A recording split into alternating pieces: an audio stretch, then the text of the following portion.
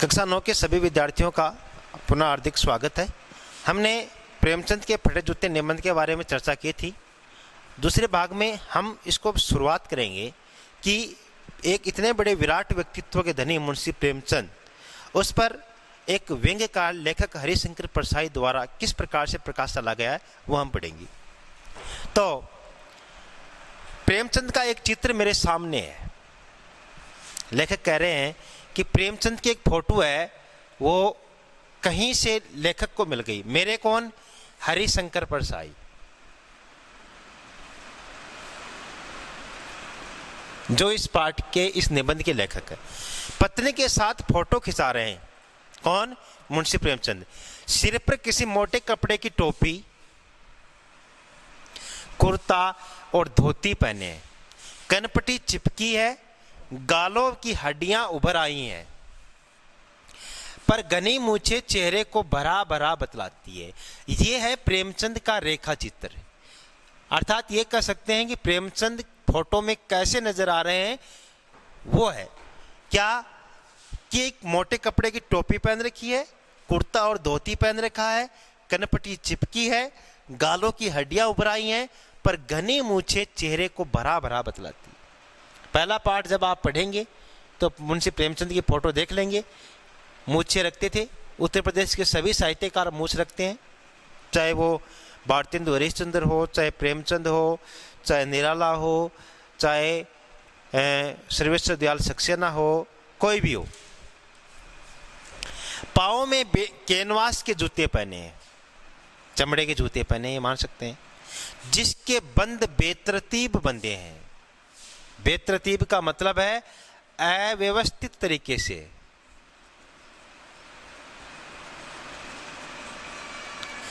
बंद का अर्थ है कि जैसे जूते बांधने की जो डोरी आती है, रस्सी आती है ना, वो, और जूते में जिस प्रकार से ये जैसे छेद आते हैं,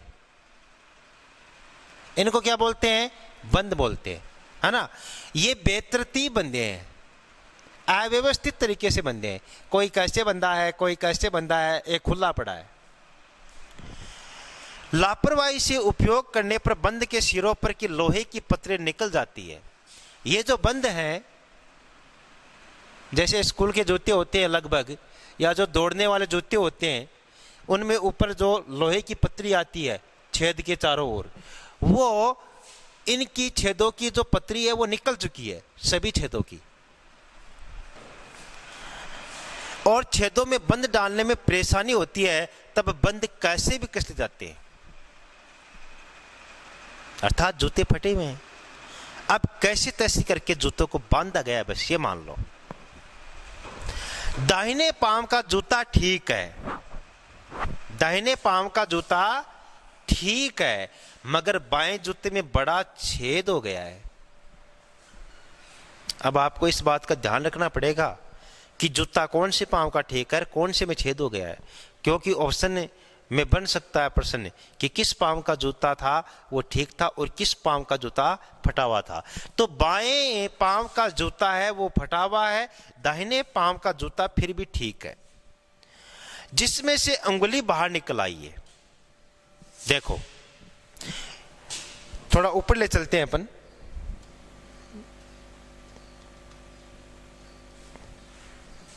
हाँ, और आगे।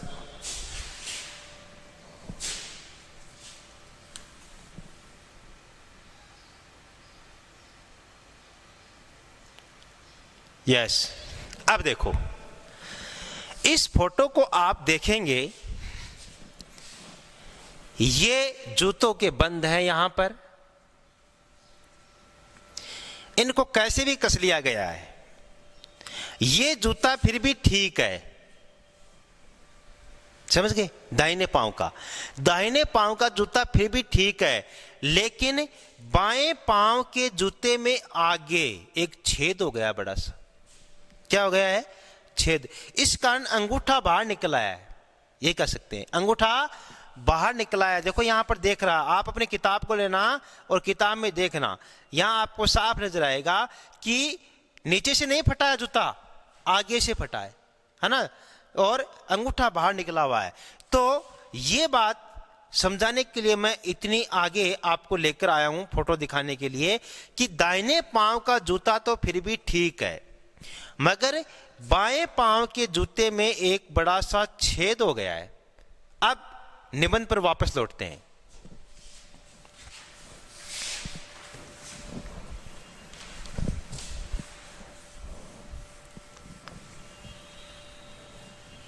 हाँ, अब देखिए, दाहिने पांव का जूता ठीक है, मगर बाएं जूते में बड़ा छेद हो गया है जिसमें से अंगुली बाहर निकल आई है।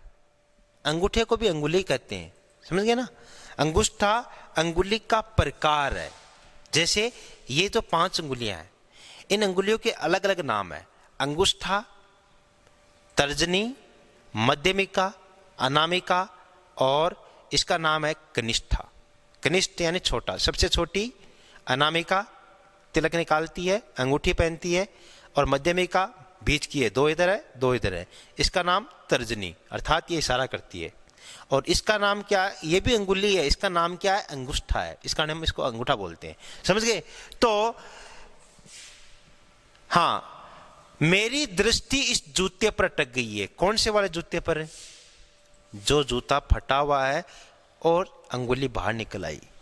सोचता हूं फोटो खिंचाने की अगर ये पोशाक है तो पहनने की कैसी होगी। लेखक हरिशंकर परसाई फोटो लेकर बैठ गया है, जड़ हो गया है, सोच रहा है, आंखों से आंसू भी निकल रहे हैं। क्या अगर देश का इतना बड़ा साहित्यकार, जिसने देश को नई दिशा और दशा दिखाई अपने साहित्य के माध्यम से, ऐसा साहित्यकार, उसके पास अगर फोटो खिंचाने की ये पोशाक है तो घर पर क्या पहनता होगा? भाई ऐसा तो है नहीं कि राह चलते फोटो खिंचाइए, घर से बाकायदा चलकर आया है, पत्नी को साथ लेकर आया है, दुकान पर आया है और फोटो खिंचवाइए। तो जब फोटो खिंचाने की ये पोशाक है, आपको कोई ये कहे कि फोटो, चलो फोटो बनाएंगे, तो पता नहीं कितनी कितनी कैसे कैसे क्या करते हो आप, है ना, और कैसे कैसे कपड़े पहनते हो। क्यों? फोटो सुंदर आनी चाहिए। तो यहां पर फोटो खिंचाने की अगर ये पोशाक है तो पहनने की कैसी होगी? अगले ही पल, नेक्स्ट सेकंड, लेखक का विचार एकदम पूर्ण रूप से पलटी खा जाता है। क्या कहता है? नहीं, इस आदमी की अलग अलग पोशाकें नहीं होंगी, इसमें पोशाकें बदलने का गुण नहीं है, ये जैसा है वैसा ही फोटो में खिंच जाता है। प्रतीक अर्थ हैं, दूसरे अर्थ हैं इनके, वो अर्थ नहीं है जो आपको नजर आएंगे। अब इनका अर्थ क्या है? नहीं, इस आदमी की अलग अलग पोशाकें नहीं होंगी, अर्थात इस आदमी की कथनी व करनी में अंतर कभी नहीं हो सकता।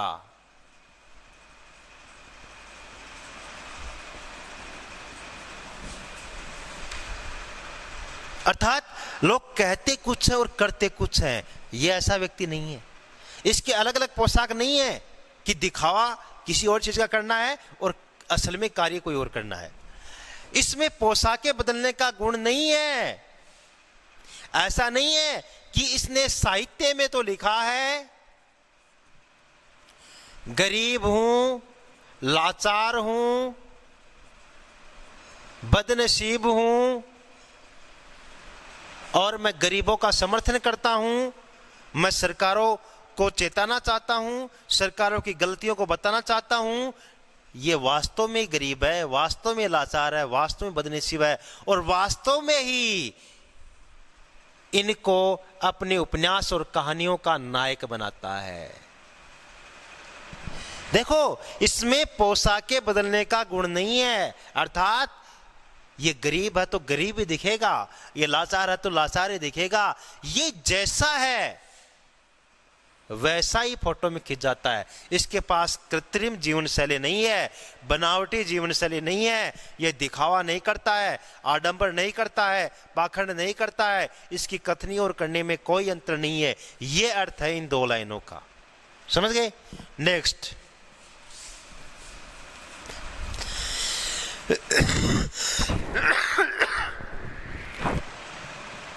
मैं चेहरे की तरफ देखता हूं। क्या तुम्हें मालूम है मेरे साहित्यिक पुरखे, हे मेरे पूर्वज, साहित्य की पूर्वज, हे मेरे बाप दादा। पुरखे कौन होते हैं? बाप दादा। और साहित्यिक पुरखे क्यों हैं? क्योंकि मुंशी प्रेमचंद का जन्म होता है 1880, 31 जुलाई 1880, और हरिशंकर परसाई का जन्म होता है 1922। अब 1922 में से 1880 निकालो तो कितने साल का अंतर आ गया? 42 साल का अंतर आ गया। अर्थात मुंशी प्रेमचंद हरिशंकर परसाई से 42 साल बड़े हैं। 42 साल से बड़े हैं मतलब एक पीढ़ी बड़े हो गए। अब पुरानी पीढ़ी का हो गया तो लेखक क्या कहते हैं? मैं चेहरे की तरफ देखता हूं। क्या तुम्हें मालूम है मेरे साहित्यिक पुरखे कि तुम्हारा जूता फट गया है और अंगुली बाहर दिख रही है और तुम फोटो खिंचा रहे हो? क्या आपको पता है कि आपका जूता फट चुका है, अंगुली बाहर दिख रही है? क्या तुम्हें इसका जरा भी एहसास नहीं है? कुछ भी नहीं पता है? जरा भी लज्जा, थोड़ी बहुत भी शर्म नहीं आई कि देखने वाले क्या देखेंगे? थोड़ा सा भी संकोच नहीं हुआ या झेप नहीं है? अर्थात किसी भी प्रकार का संकोच, झिझक नहीं नजर आ रही फोटो में, और फटा जूता पहने हो। क्या तुम इतना भी नहीं जानते कि धोती को थोड़ा नीचे खींच लेने से अंगुली ढक सकती है? हे मेरे साहित्यिक पुरखे, हे मेरे देवता, हे मेरे आदर्श, क्या तुम्हें इतना भी नहीं पता था कि धोती को थोड़ा सा नीचे सरका लेते तो फटा हुआ जूता ढक सकता था?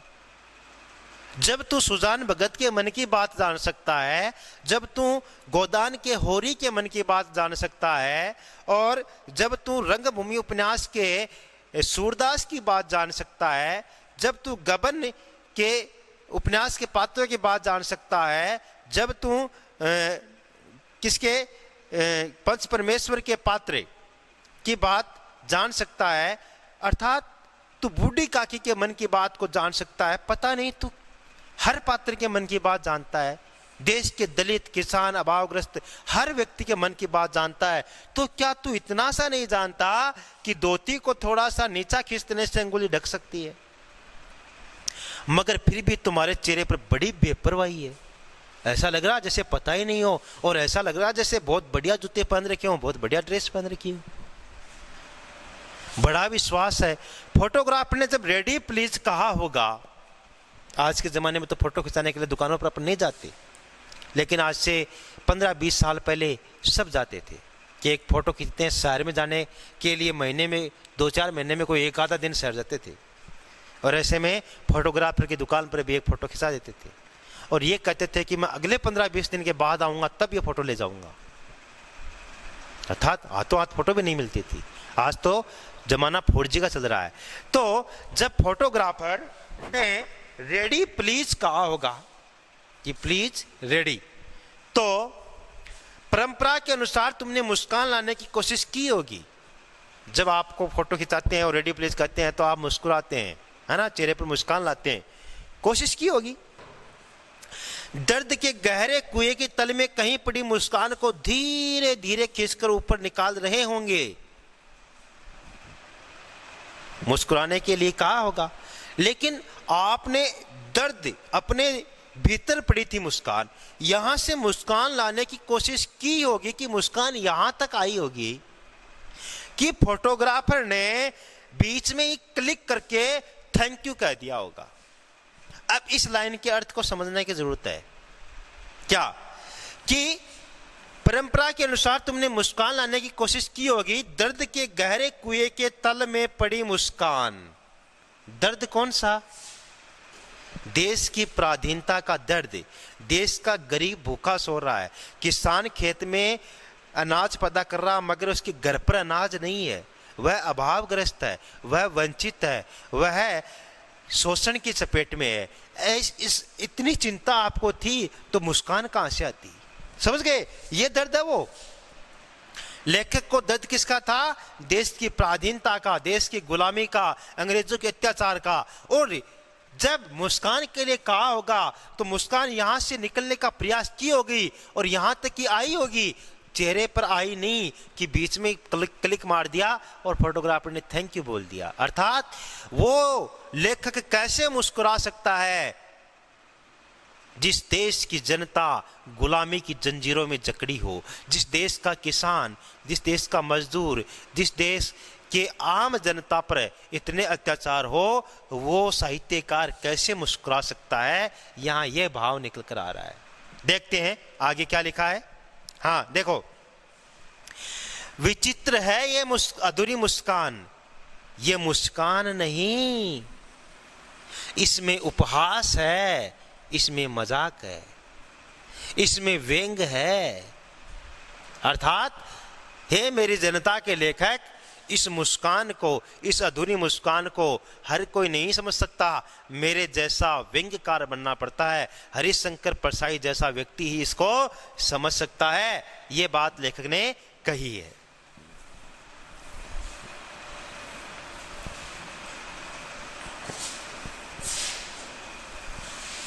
आगे देखते हैं।